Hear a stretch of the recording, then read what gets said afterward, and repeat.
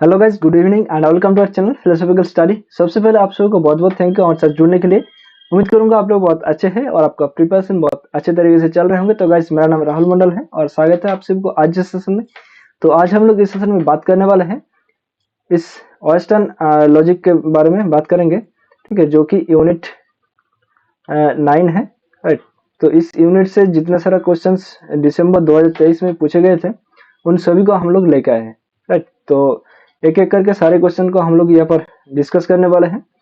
तो चलिए बिना किसी देर को सेशन को शुरू करते हैं। तो अगर आप नया हैं इस चैनल पर तो सेशन को जरूर से लाइक कीजिए और अपने दोस्तों के साथ शेयर कीजिए और चैनल को सब्सक्राइब करके ऑल नोटिफिकेशन को ऑन कर लीजिए, ताकि जब भी मैं कोई भी वीडियो अपलोड करूंगा आपको सबसे पहले नोटिफिकेशन मिल जाएगा और आपका प्रिपरेशन बहुत अच्छे तरीके से चलता रहेगा। ओके, और उसके साथ साथ ये हम लोग का हार्वर्ड मॉक टेस्ट 3.0, 2.5 और असिस्टेंट प्रोफेसर का जो मॉक टेस्ट है RP PSC and MP PSC का, वो हम लोग प्रैक्टिस करवा रहे हैं। तो अगर आप प्रैक्टिस करना चाहते हैं, मॉक टेस्ट को अटेंड करना चाहते हैं, तो आप लोग रजिस्टर कर सकते हैं।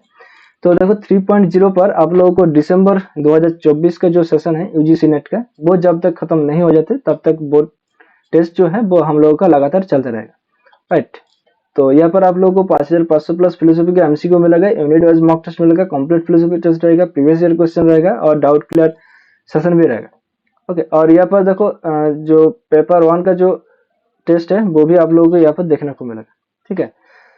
तो रजिस्टर करने के लिए लिंक वीडियो के डिस्क्रिप्शन बॉक्स पर जाओगे तो आप लोगों को मिल जाएगा। और अगर आप फिलोसॉफिकल स्टडी टेलीग्राम चैनल पर जुड़े हैं तो आप लोगों को वहाँ पर भी लिंक मिल जाएगा। ओके, तो और ये जो हार्वर्ड मॉक टेस्ट 2.5 है, तो यहाँ पर भी सेम मिलेगा, लेकिन यहाँ पर क्वेश्चंस थोड़ा सा कम है, 2700 है, राइट। तो यहाँ पर आप लोगों को सिर्फ जून सेशन का ही मिलेगा, राइट। जून यूजीसी नेट जून 2024 का जो सेशन है उसी तक आप लोगों को ये वैलिडिटी मिलेगा, ठीक है।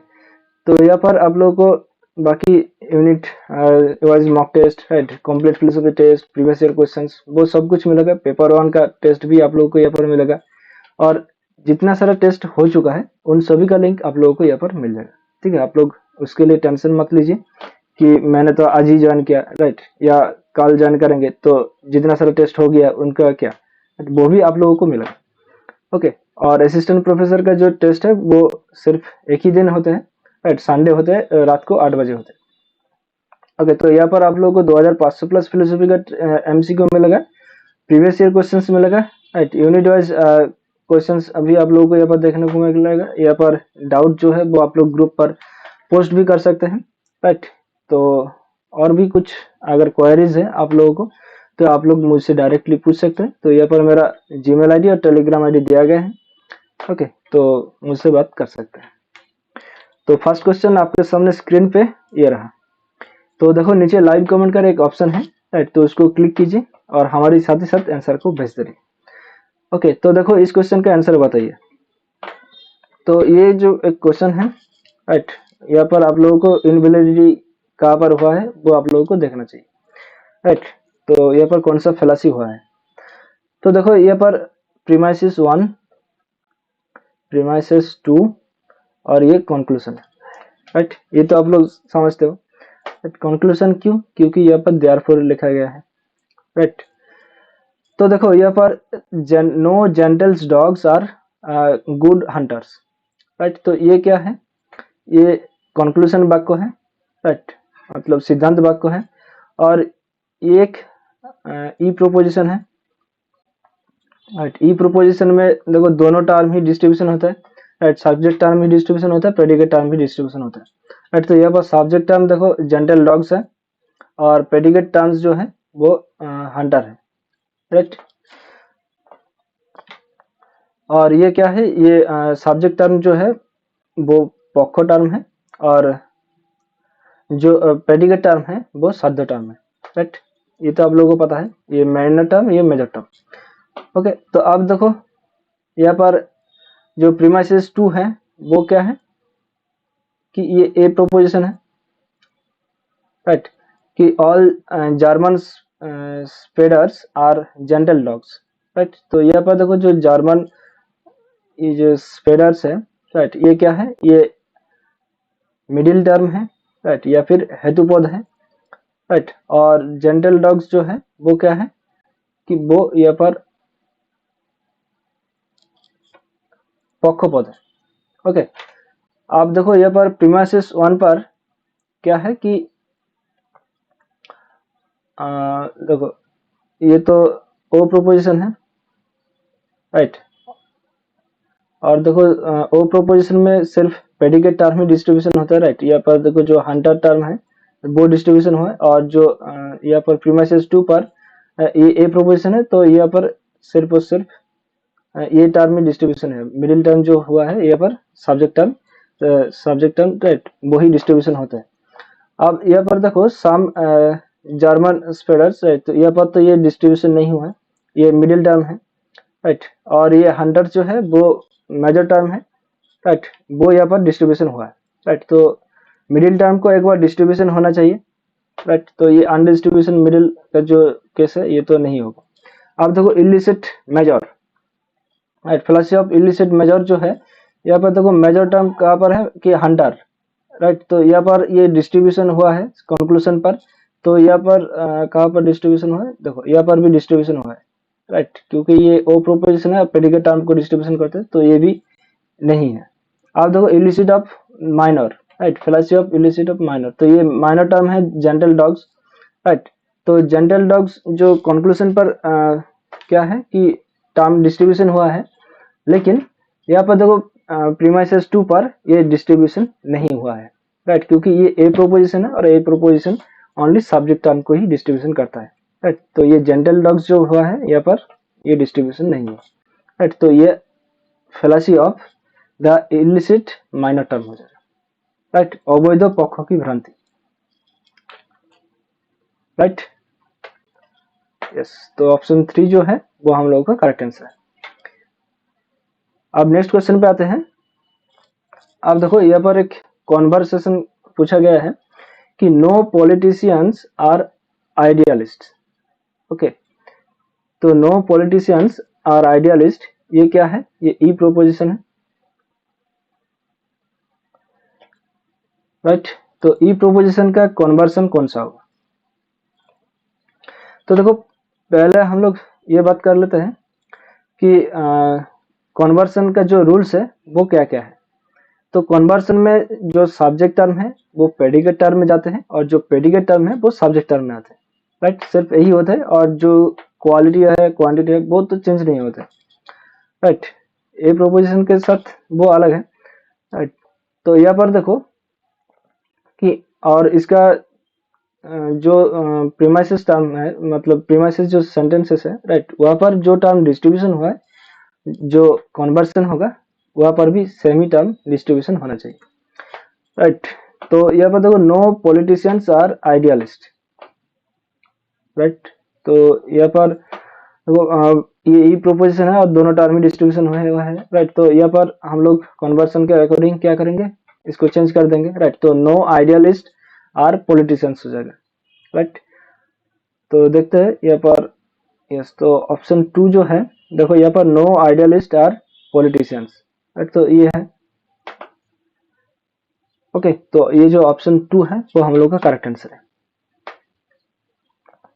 राइट। और अगर यहाँ पर ऑब्वर्सन होता है तो ये क्या होता है, तो देखो यहाँ पर जो सब्जेक्ट टर्म है वो तो सब्जेक्ट टर्म जगह पर ही रहता है, और जो प्रेडिकेट टर्म है इसके अगर एक नॉन लग जाता है, राइट। और इसका जो क्वालिटी है वो भी चेंज हो जाता है, राइट। तो ये जो रूल्स है वो आप लोगों को याद में होना चाहिए। ओके, तो ये option 2 no idealist are politicians is the correct answer. तो अब नेक्स्ट क्वेश्चन पे आते हैं। ओके, तो देखो यहाँ पर from any true substitution instantiation of a propositional function we may validly infer the existential quantification of that propositional function. This effect comes from which quantification rule? Okay, तो ये quantification theory से ये question पूछा गया है, right. और quantification theory में 4 rules होते हैं। एक होते हैं यूनिवर्सल इंस्टेंशिएशन, यूनिवर्सल जनरलाइजेशन, एग्जिस्टेंशियल इंस्टेंशिएशन और एग्जिस्टेंशियल जनरलाइजेशन। ओके, तो उससे ये क्वेश्चन एक पूछा गया है। ओके, तो इसका देखो जो सीधा सीधा डेफिनेशन यहाँ पर दिया गया है, राइट।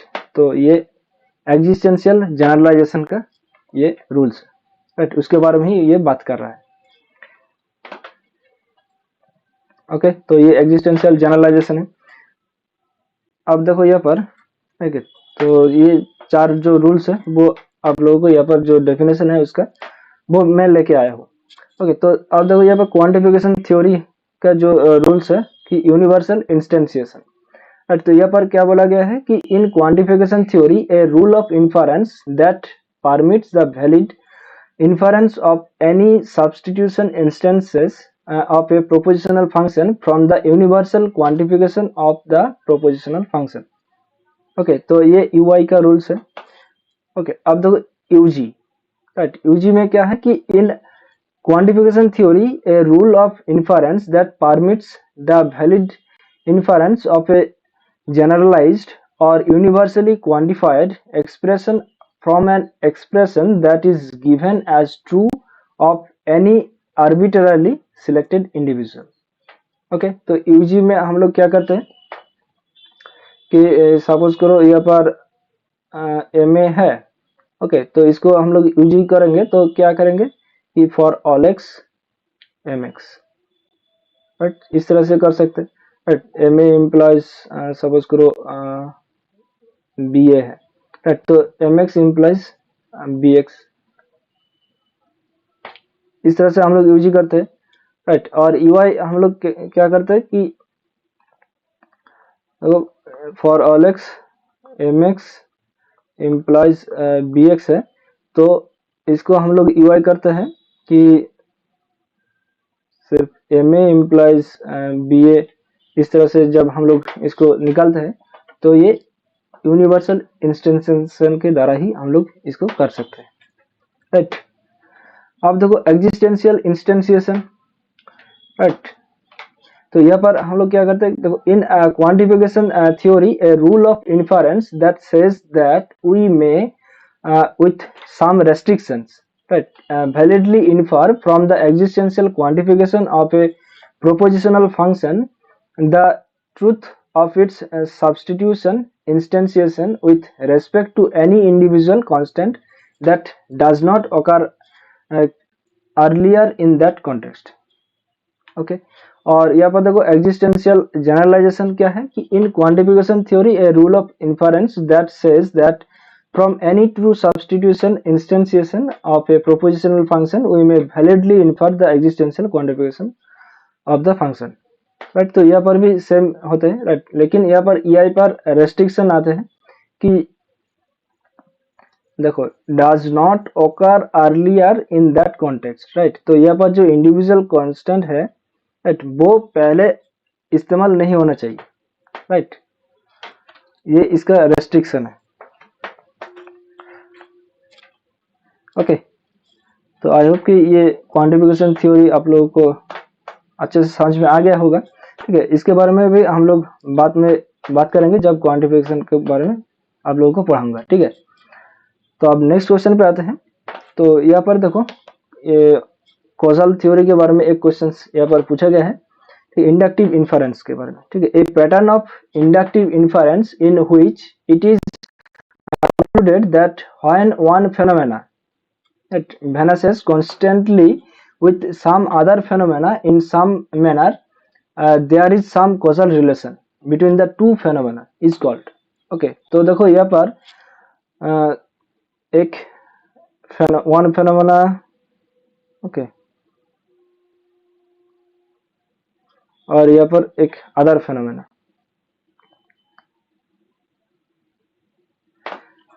देखो एक A1 B C, ठीक है, तो ये एक फेनोमेना है, एक घटना है, और यहाँ पर एक घटना है A1 B C। ओके, तो आप देखो यहाँ पर A2 B C, तो यहाँ पर देखो A2 B C, okay, A3 B C, यहाँ पर A3 B C, ठीक है। अब यहाँ पर B C के जगह पर हम लोग इसको चेंज भी कर सकते हैं, ठीक है, यहाँ पर हम लोग ई एफ भी लगा सकते हैं, राइट, तो यहाँ पर भी ई एफ हो जाएगा। ओके, तो इस तरह से जो घटना होते हैं, ठीक है, एक साथ में होते हैं, राइट, कि एक घटना इस तरह से हो रहा है, सेम उसी प्रकार का घटना दूसरी तरफ हो रहा है, तो यहाँ पर जो कॉजल रिलेशन होते हैं उसको क्या कहते हैं? उसको कहते हैं कॉनकॉमिटेंट वेरिएशन, मतलब सहवर्ती भिन्नता, राइट। तो यहाँ पर देखो ऑप्शन बी होगा, राइट, यस। तो इस क्वेश्चन का जो आंसर होगा वो है ऑप्शन 2। ओके, तो जब आप लोग मिल का मेथड देखोगे, ठीक है, 5 मेथड्स, ओके, कि वहाँ पर आप लोगों को ये मिल जाएगा। ओके, तो इसका आंसर है ऑप्शन 2, मतलब बी ओनली। ओके, तो अब नेक्स्ट क्वेश्चन देखो, उसी से ये क्वेश्चन लिया गया है कि which method of causal analysis is not eliminative in nature, right. तो जो एलिमिनेशन के बारे में बात नहीं करता है, राइट, वो कौन सा यहाँ पर मेथड है? तो देखो, method of agreement, method of difference, method of residues और मेथड ऑफ कॉन्कोमिटेंट वेरिएशन। तो देखो, हम लोगों ने जो अभी अभी आप लोगों को बताया कि मेथड ऑफ कॉन्कोमिटेंस के बारे में, ठीक है, तो यहाँ पर जो एग्जांपल लिया गया है, तो A1BC, A2BC, right, A3EF, right, तो यहाँ पर एलिमिनेशन तो किसी प्रकार के नहीं हो रहा है, राइट। तो इसका जो करेक्ट आंसर होगा वो है option 4, method of concomitant variation. और देखो, मेथड ऑफ एग्रीमेंट, राइट, मतलब ये क्या है कि अन्य पद्धति है, राइट। मेथड ऑफ डिफरेंस ये व्यतिरिकी पद्धति है, और मेथड ऑफ रेसिड्यूज मतलब अवशेष की विधि है, राइट। तो ये तीनों पर एलिमिनेशन होते हैं, राइट। तो जो मेथड ऑफ कॉन्कोमिटेंट वेरिएशन है, यहाँ पर कोई एलिमिनेशन नहीं होता है। ओके, तो इसका जो करेक्ट आंसर है वो है ऑप्शन 4। ओके, और ये मेथड ऑफ एग्रीमेंट को क्या, एक याद रखिए, ठीक है, कि मेथड ऑफ एग्रीमेंट को कहते हैं इसको आविष्कार का पद्धति कहते हैं, राइट। इसको प्रमाण का पद्धति नहीं मानते हैं, राइट, तो ये भी याद रखिए। अब देखो, ये इनफॉर्मल फेलासी से ये क्वेश्चन पूछा गया है,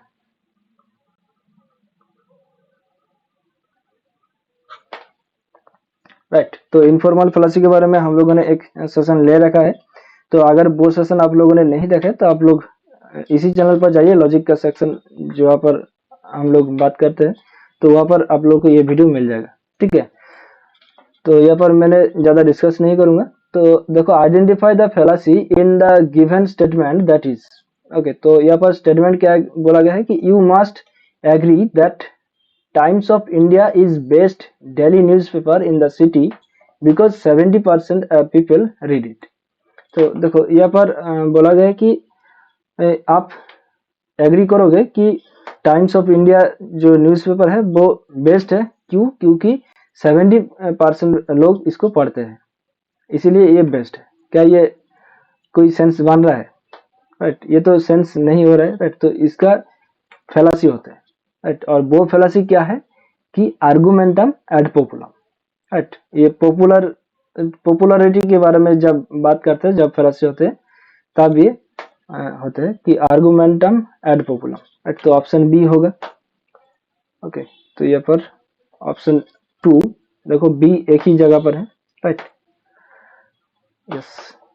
तो इसका जो करेक्ट आंसर है वो है ऑप्शन 2। अब नेक्स्ट क्वेश्चन पे आते हैं।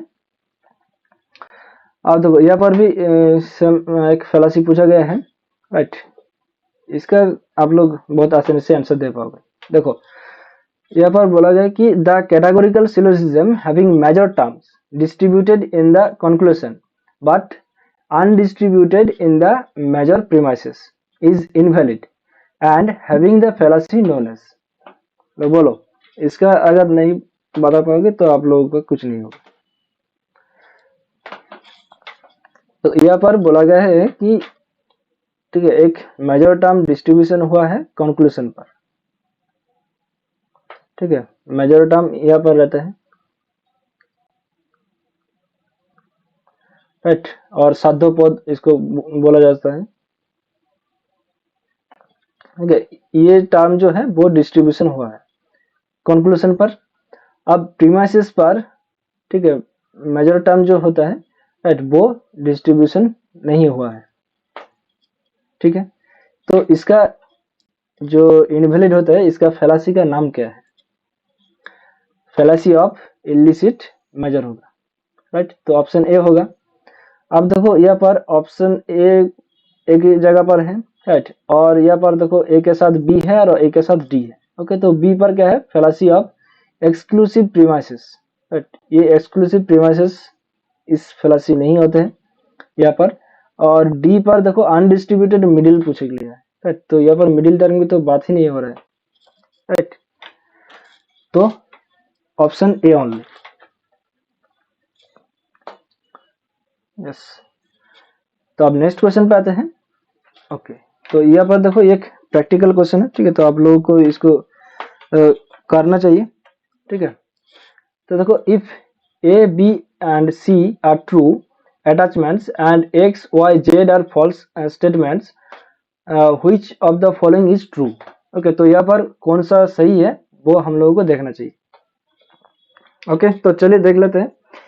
तो देखो यहाँ पर 5 स्टेटमेंट दिया गया है राइट, तो देखो ऑप्शन डी जो है वो सबसे ज्यादा है राइट, तो ऑप्शन डी को हम लोग नहीं करेंगे। ठीक है, उसको छोड़ने की कोशिश करते हैं।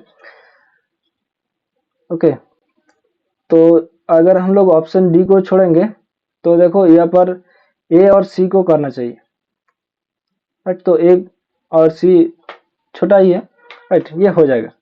तो देखो ऑप्शन ए पर है A dot X, A dot X है वेल बी डॉट वाई है राइट, तो यहाँ पर देखो A B C are true right, तो ए के जगह पर ट्रू, बी के जगह पर ट्रू, और एक्स वाई जेड ये फॉल्स है राइट, ये फॉल्स, ये फॉल्स। तो देखो जो डॉट का रूल्स है वो क्या है कि अगर दोनों जगह पर ही ट्रू होगा तभी ये सत्य होता है, नहीं तो ये फॉल्स होता है राइट, तो यहाँ पर देखो ये फॉल्स होगा, फॉल्स वेल यहाँ पर भी फॉल्स हो जाएगा राइट, तो ये जो वेल का नियम है राइट, इस भी का जो नियम है वो क्या है कि अगर एक विकल्प अगर ट्रू है तो ये होल जो स्टेटमेंट है वो सही होता है राइट, तो यहाँ पर देखो दोनों जगह पर ही फॉल्स है तो ये फॉल्स हो जाएगा राइट, तो ऑप्शन ए तो डिलीट हो जाएगा राइट, तो देखो यहाँ पर डिलीट हो गया, यहाँ पर डिलीट हो गया। ओके, तो अब सी को देखना चाहिए। ओके, तो इसको मैं इरेज कर देता हूँ।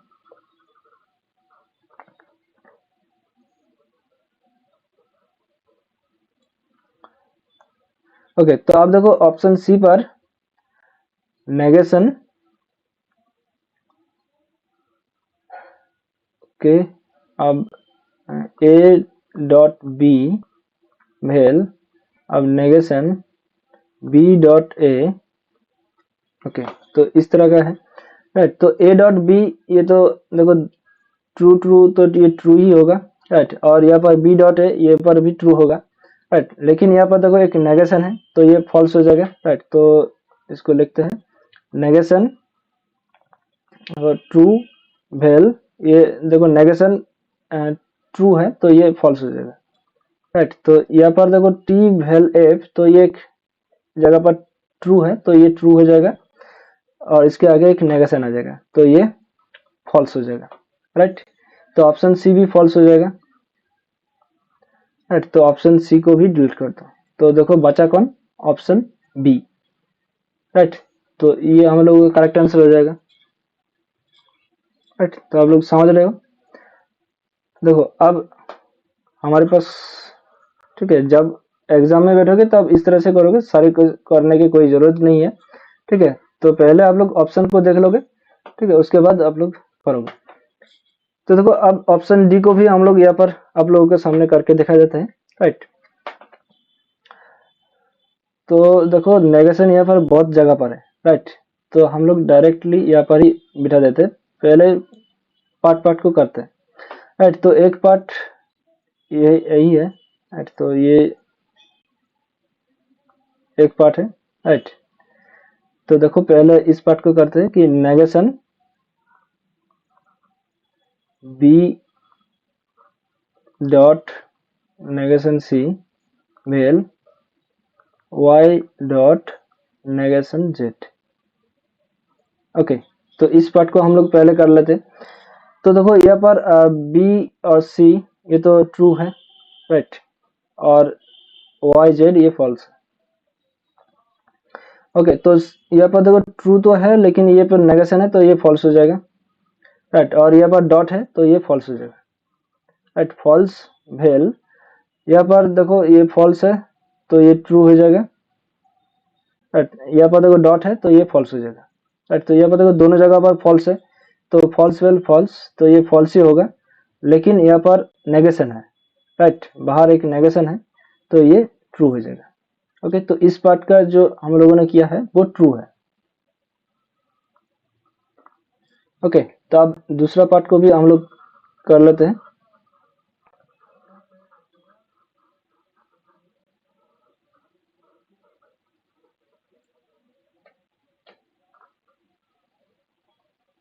ओके, तो अब देखो नेक्स्ट पार्ट जो है वो ये वाला है, right,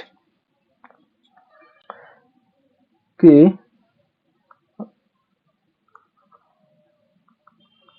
negation B well X well B well negation Y। Okay, तो ये पार्ट है, तो यहाँ पर देखो B तो ट्रू है तो यहाँ पर नेगेशन है तो ये फॉल्स हो जाएगा, राइट, तो ये फॉल्स तो है, ये फॉल्स ही हो जाएगा। ओके, तो यहाँ पर B ट्रू हो जाएगा और यहाँ पर Y जो है वो क्या है, ये फॉल्स है, राइट, तो यहाँ पर नेगेशन है तो ये ट्रू हो जाएगा, राइट, तो यहाँ पर देखो ट्रू वेल ट्रू तो ये ट्रू आएगा, यहाँ पर वेल है तो वेल हो जाएगा, यहाँ पर फॉल्स वेल फॉल्स तो ये फॉल्स हो जाएगा। तो यहाँ पर देखो फॉल्स वेल ट्रू तो ये ट्रू हो जाएगा, राइट, तो यहाँ पर देखो सेकंड पार्ट जो है वो ट्रू है, राइट, और यहाँ पर देखो डॉट है, राइट, इसका मेन कनेक्शन है, कनेक्टर जो है वो डॉट है, तो देखो यहाँ पर ट्रू वेल ट्रू तो आप लोग बोलोगे तो ये ट्रू हो जाएगा, राइट, तो ये भी तो सही है, नहीं ये सही नहीं है क्योंकि देखो यहाँ पर एक बाहर पर नेगेशन है, राइट, होल नेगेशन बोला है, राइट, तो यहाँ पर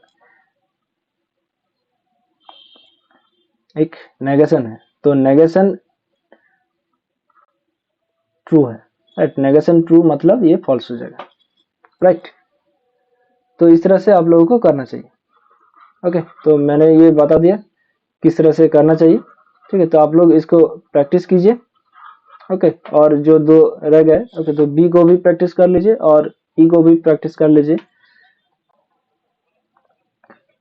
ओके, तो अगर आप लोगों को ये नहीं होते तो आप मुझसे टेलीग्राम पर कांटेक्ट कीजिए, मैं आप लोगों को भेज दूंगा करके, ठीक है, तो इसका जो करेक्ट आंसर है वो है ऑप्शन 2, राइट। तो अब आज इस सेशन का लास्ट क्वेश्चन है। ओके, तो देखो यहाँ पर बोला गया कि in traditional square of opposition the super alter of the proposition some scientist are mathematician, okay, are as follows. तो सुपर ऑल्टर, ठीक है, तो हम लोग स्क्वायर ऑफ प्रोपोजिशन के यहाँ पर कर लेते हैं ए ई आई एंड ओ, राइट, तो यहाँ पर कॉन्ट्रेरी रहते हैं, यहाँ पर सब कॉन्ट्रेरी होते हैं, राइट, और यहाँ पर इस तरह से होते हैं वो कॉन्ट्राडिक्शन होते हैं, और ए एंड आई और ई एंड ओ के बीच होते हैं सब ऑल्टर,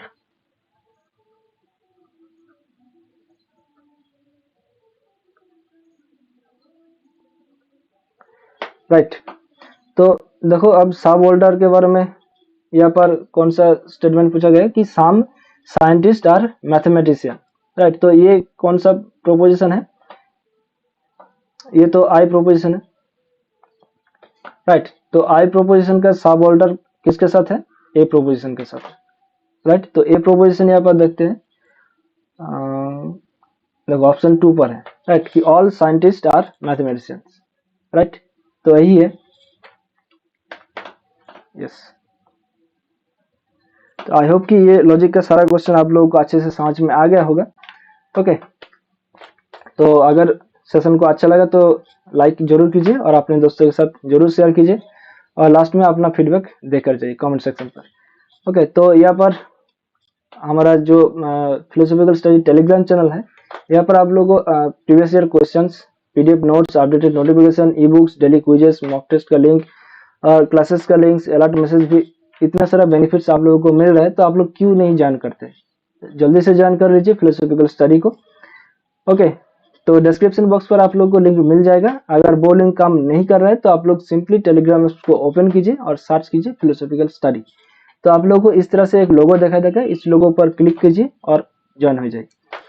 ओके, और ये मेरा टेलीग्राम आईडी है, ठीक है, राहुल फिलोसॉफिकल स्टडी। तो अगर आप लोगों को कुछ क्वेरीज है तो मुझसे डायरेक्टली पूछ सकते हैं। ओके, और उसके साथ साथ ये हम लोगों का ऑफिशियल फेसबुक पेज है फिलोसॉफिकल स्टडी, तो इसको आप लोग शेयर कीजिए अपने दोस्तों के साथ, ठीक है, ताकि वो भी हमारे साथ जुड़ जाए, ठीक है। और अगर आप लोगों ने अभी तक इस फिलोसॉफिकल स्टडी फेसबुक पेज को लाइक नहीं किया है तो जल्दी से लाइक कर दीजिए। तो यहाँ पर आप लोगों को क्लासेस का लिंक, वीडियोस और अपडेटेड नोटिफिकेशन भी मिलते रहते हैं। ओके, तो मिलते हैं नेक्स्ट सेशन पर, तब तक के लिए हंसते रहे, मुस्कुराते रहे और चित्त को शांत रखकर अपने प्रिपरेशन को आगे लेकर चले। Thank you, bye bye, take care, ध्यान रखिएगा दोस्तों, जय हिंद, बाय।